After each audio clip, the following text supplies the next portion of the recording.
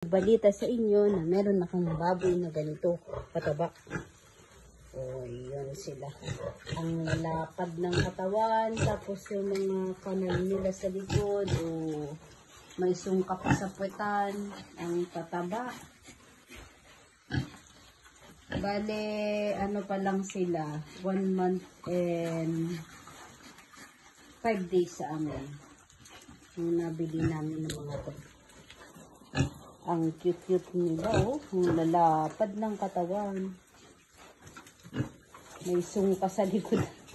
Si Brownie tsaka si Whitey. Magkakapatid lahat ito.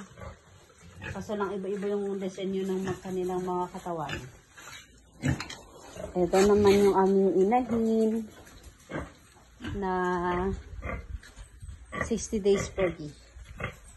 Hello, Dixie. I think ang aming inahing baboy na masipag matulog. Pagkatapos kumain, hilata agad.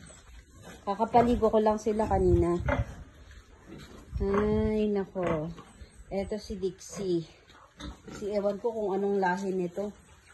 Pero maganda din yung katawan niya. Si Dixie. Parang large white na ewan. Kasi mabilog yung katawan. Maliit yung tinga. Ito naman si Bubbles. Mga pig number 3 si Bubbles.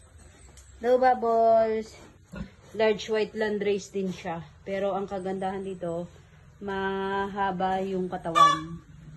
Oh, ready na for insemination. Papalagpasin pa lang yan. Nasa 4 months old na siya. Tapos, ito naman 5 months. 6 months bago namin sila kastahan. Hello, Bubbles. Bubbles. Dixie. Ang tamad. Ayaw tumayo si Dixie. Dixie!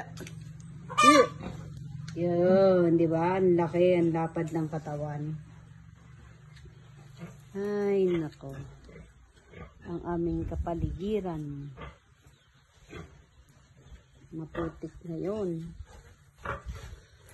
At si Fixie. Ito yung aming ginagamit pantaboy sa mga siksik. Kasi sa sobrang madamo, maraming mga halaman sa paligid, mais, palayan. Kinakapitan sila at nagkakaroon ng kagat sa katawan.